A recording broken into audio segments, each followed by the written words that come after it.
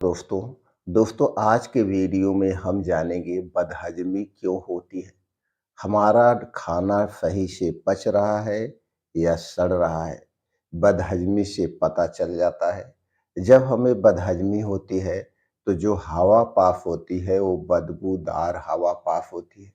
तो दोस्तों बदबूदार हवा क्यों पास हो रही है, खाना क्यों सड़ रहा है, हमारा पाचन तंत्र सही से काम कर रहा है कि नहीं कर रहा है, इसके पीछे का कारण क्या है और समाधान क्या है। आज के वीडियो में दोस्तों हम इसी पे डिस्कस करेंगे।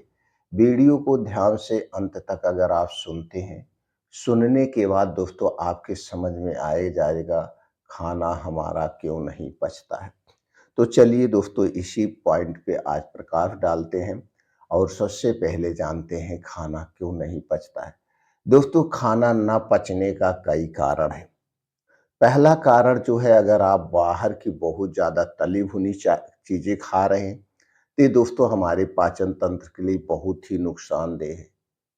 बाहर की जितनी भी तली भुनी चीज़ें हैं, चाहे वो पैकेट के हों, चाहे वो खुली चीज़ें हों, वो स्वास्थ्य की दृष्टि से हानिकारक हैं।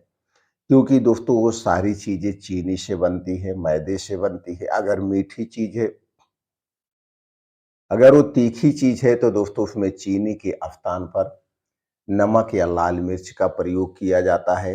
और दोस्तों इसे छानने के लिए एक ही तेल को बार-बार हीट किया जाता है, जिससे उसमें अपने आप ट्रांस फैट तैयार होता है। वह तेल कई बार जब जलता है तो उसमें आर्सेनिक एसिड अपने आप बन जाता है, जो हमारे पाचन तंत्र के लिए बहुत ही खतरनाक है। इसलिए हमें बाहर की तली भुनी चीज़ें खाने से बचना चाहिए।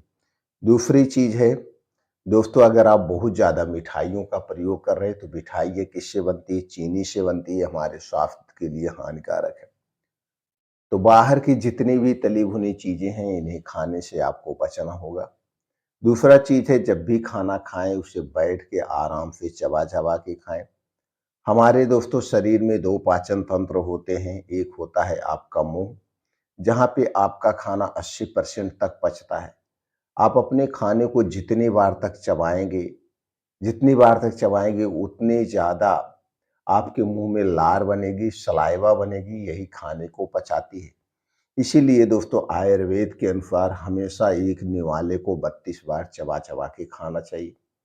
अगर आप 32 बार चबा-चबा के खाएँगे तो दोस्तों पानी पीने की ज़रूरत नहीं पड़ेगी। और हमें खाना खाते समय हो सके तो पानी ना पीजिए। अगर आप पानी पीजिए तो गुनगुना पानी पीजिए, ठंडा पानी बिल्कुल मत पीजिए। और कितने सारे लोग हैं दोस्तों खाना खाते समय एकदम ठंडा पानी पीते हैं, एकदम नुकसानदेह है। और जब तक आपको खूब अच्छी सी भूख ना लगे तब तक हमें कुछ भी नहीं खाना पीना चाहिए, जब तक आपको अच्छी सी भूख ना लगे। चाहे दिन में 1 बार खाएँ या 2 बार खाएँ, लेकिन जब खूब अच्छी सी भूख लग जाए तभी खाना चाहिए। एक बार जो आप खाते हैं इसे पचने में 6 से 7 घंटा लगता है। 6 से 7 घंटा लगता है, इससे बीच में हमें ना खाएँ। दोस्तों बीच-बीच में हमें पानी पीते रहना चाहिए। पानी पीने से हमारा खाना जल्दी से बाद में, लेकिन खाना खाने के 2 घंटे के बाद ही पानी पीना चाहिए। तो खाना जल्दी से डाइजेस्ट होता है और हमारा पाचन तंत्र स्ट्रॉन्ग होता है। ये चीज़ ध्यान देना होगा और गरिष्ठ भोजन खाने से बचना होगा। गरम और ठंडे का विशेष ध्यान देना होगा। इसी के साथ-साथ इसी के साथ-साथ अगर आप बहुत ज़्यादा मसालेदार चीज़ों का प्रयोग कर रहे हैं, धूम्रपान का प्रयोग कर रहे हैं, शराब का सेवन कर रहे हैं, तो ये पाचन तंत्र के लिए सबसे खतरनाक है। इन चीज़ों को करने से बचना होगा। दोस्तों आयुर्वेद के अनुसार अगर हमारा 90% तक लीवर खराब है तो अपने आप को ठीक कर सकता है, अगर आप खाने-पीने पे विशेष ध्यान देंगे। इसके अलावा कुछ और कारण होते हैं। वो कारण क्या है दोस्तों? रात के समय में गरिष्ठ भोजन का करना, रात के समय में अधिक मात्रा में खाना खाना और रात का खाना देर रात को खाना। इसलिए रात का खाना हो सके तो दोस्तों 7 बजे के पहले, रात का खाना 7 बजे के पहले निपटा दीजिए। और यह खाना कैसे होगा? एकदम हल्का सुपाच्य खाना होगा। रात के खाने में तली भुनी चीज़ें नहीं होंगी, गरिष्ठ भोजन नहीं होगा।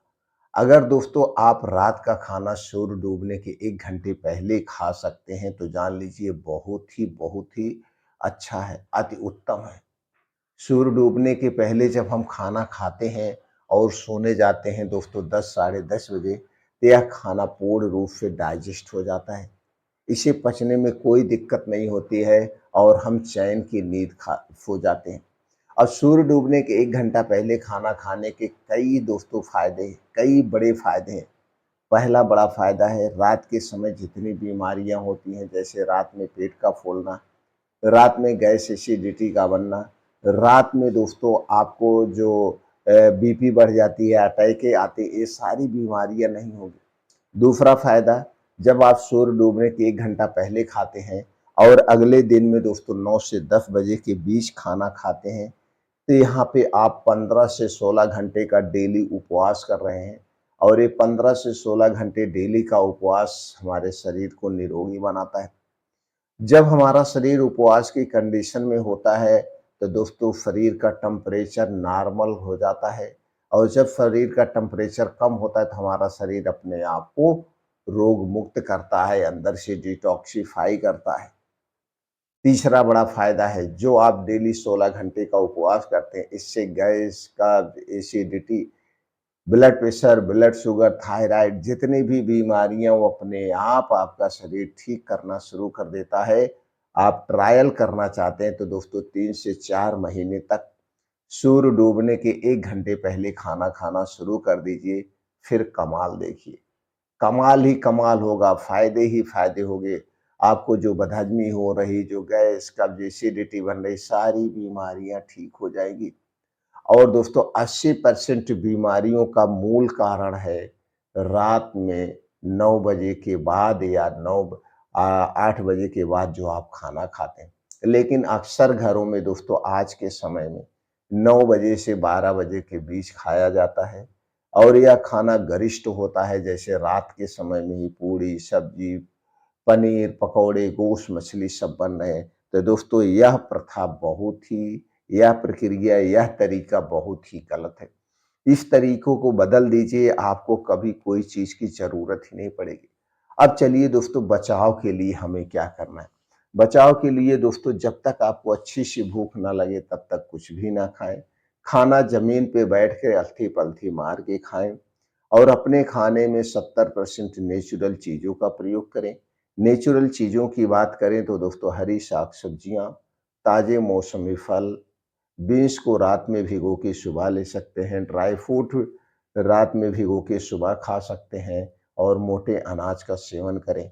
इसमें भरपूर मात्रा में फाइबर पाया जाता है, जो गैस, कब्ज़, एसिडिटी से बचाता है और हमारे शरीर को निरोगी बनाता है।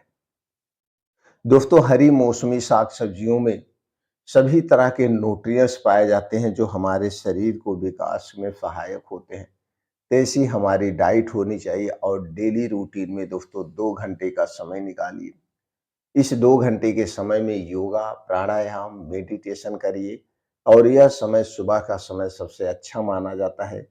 सुबह जब हम उठते हैं तो दोस्तों वो 1 से 2 गिलास गुनगुना पानी पी के जब लैट्रिन जाते हैं, पेट खुल के साफ हो जाता है। हमारी शरीर साफ और दोस्तों अंदर से पूरी हल्की हो जाती है और इस समय एक्सरसाइज़ करने से हमारा अंदर से लेकर बाहर तक सभी ऑर्गनों की एक्सरसाइज़ हो जाती है। तो इसलिए सुबह का समय निकालिए। 2 घंटे जम के योगा करिए, एक्सरसाइज करिए, मेडिटेशन करिए, मॉर्निंग वॉक करिए, जिम जाइए, जो आपको पसंद है वो करिए, खेल-कूद जो भी पसंद है वो करिए अपने इच्छा अनुसार। लेकिन 2 घंटे आप करिए, अपने शरीर से पसीना निकालिए और चिंता मुक्त रहिए दोस्तों, आपको कोई दवा की ज़रूरत नहीं पड़ेगी। इसके बाद भी अगर आपको बदहज़मी लग रही है, आपको गैस एसिडिटी लग रही है, तो दोस्तों कुछ नहीं करना है। आपके घर में धनिया होगा, जीरा होगा, अजवाइन होगा, ये तीनों चीज़ें लेना है। कितनी-कितनी मात्रा में धनिया आधा चम्मच, जीरा आधा चम्मच, अजवाइन 1 से 2 चुटकी डाल करके इस पानी को खूब बढ़िया से उबाल दीजिए। इसमें 2 कप पानी डालिए, 1 कप पानी को जला दीजिए। फिर उसी के बाद इसी काढ़े को आप पी लीजिए जब आपको लगे आपको भूख नहीं लग रही है, बदहज़मी हो रही है। तो दोस्तों खाना खाने के 2 घंटे के बाद इसी पानी को पी लीजिए। 10 से 15 मिनट में आपको आराम हो जाएगा और 3 से 4 दिन में आपको खुल के भूख लगने लगेगी, गैस, कब्ज़, एसिडिटी सब दूर हो जाएगी। आपको कोई अंग्रेजी दवा खाने की ज़रूरत नहीं है, कोई पीपीआई ग्रुप की दवा खाने की ज़रूरत नहीं है, कोई एंटासिड सिरप लेने की ज़रूरत नहीं है, सबसे आसान से इसे घर पे तैयार कर सकते हैं। इसे पहला तरीका है, दूसरे तरीके से इसे प्रयोग कर सकते हैं। वो दूसरा तरीका क्या है? दोस्तों रात में इतनी चीज़ें लेकर के मिट्टी के बर्तन में भिगो दीजिए और सुबह उबाल करके इस काढ़े को पी लीजिए। लगातार 1 आध हफ्ते, 10 दिन, 15 दिन पीजिए, कोई इसका नुकसान नहीं है। आपकी गैस, कब्ज़, एसिडिटी सब छूमंतर हो जाएगी। आप करके देख लीजिए प्रैक्टिकल के तौर पे। फिर मिलते हैं मित्रों अगले वीडियो में।